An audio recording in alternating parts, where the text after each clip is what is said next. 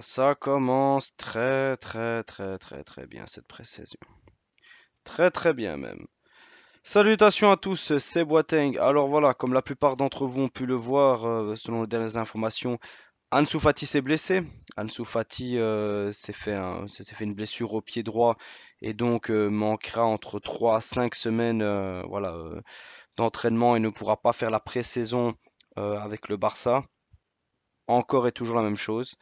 Malgré les grands espoirs d'Hansi Flick, malgré le fait qu'il s'est donné à 100%, vraiment qu'il a impressionné et que il a vraiment montré que voilà qu'il en voulait. Voilà, voilà. Malheureusement, il est encore blessé et comme d'habitude, Ansu Fati déjà en B, on avait déjà alerté que voilà, il se blessait souvent. En A, on lui a donné énormément d'espoir. Bah là, on voit que chaque année en fait, il est blessé.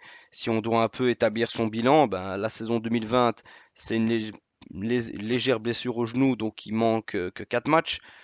2021, il a à ce moment-là, une grosse blessure au genou, donc de novembre 2020 à septembre 2021, donc quasiment un an, il va rater 55 matchs.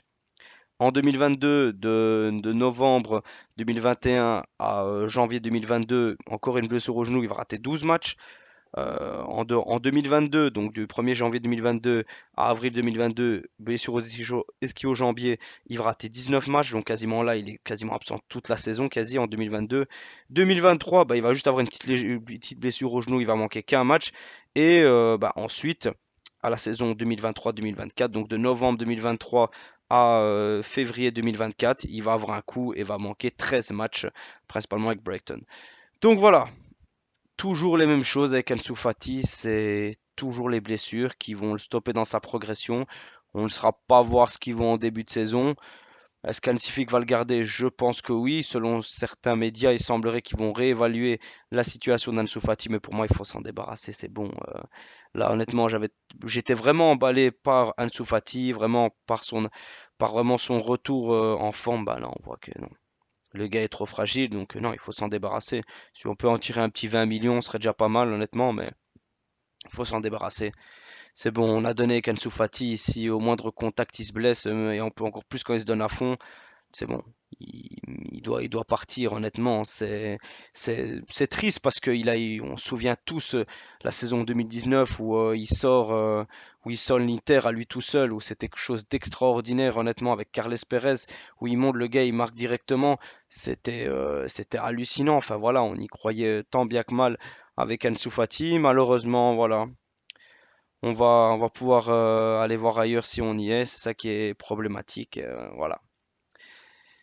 Il n'y a pas d'espoir pour Ansu Fati. C'est ça qui est dommage. On y croyait tous, mais voilà, il y a beaucoup de perte de confiance. Mais là, après les 3 à 5 semaines qu'il va manquer, il va revenir HS mentalement. Donc moi, je n'ai plus aucun espoir pour lui.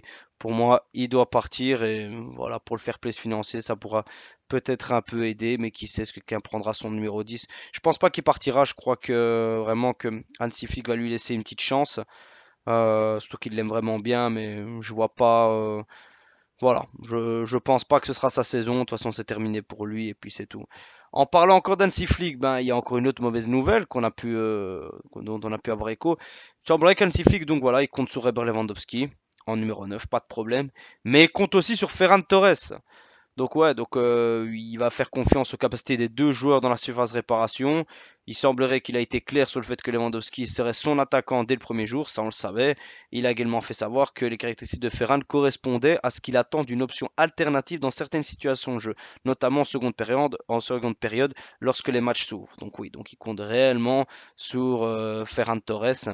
Donc dès que l'équipe s'épuise, donc vraiment en réelle doublure de Lewandowski. Qu'en est-il de Vitor Roque? Voilà. Je pose ça là, je le demande. Qu'en est-il de Vitor Roque? On va pouvoir on peut s'apercevoir que voilà, qu'il va s'en aller. Il va s'en aller et on va l'envoyer en prêt, je sais pas où. Mais voilà, ça commence très bien. Franchement, la gestion bien catastrophique, honnêtement. C'est une honte, c'est n'importe quoi, honnêtement.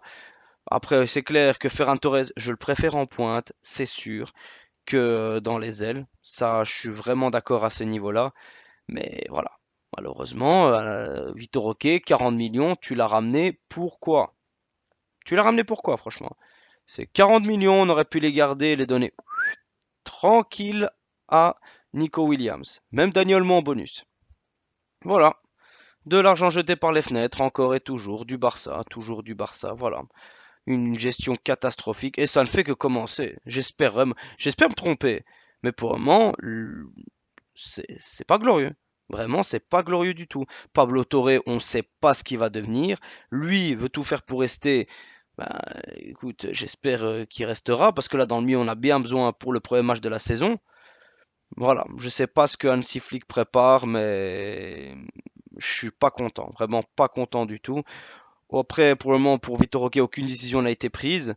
Mais si tu comptes sur Ferran Torres en seconde mi-temps à la place de Lewandowski, qu'est-ce que tu vas faire de Vitor Roque? À part si tu le convertis en ailier, ce qui est impossible parce qu'il a vraiment pas le profil d'un ailier, qu'est-ce qui s'offre à toi? Enfin bref, c'est toujours les mêmes problèmes et ça commence très bien pour le Barça, ou très mal selon certains. Enfin bref les amis, voilà, on se retrouve pour une prochaine vidéo info. Je vous remercie pour l'écoute et Visca Barça.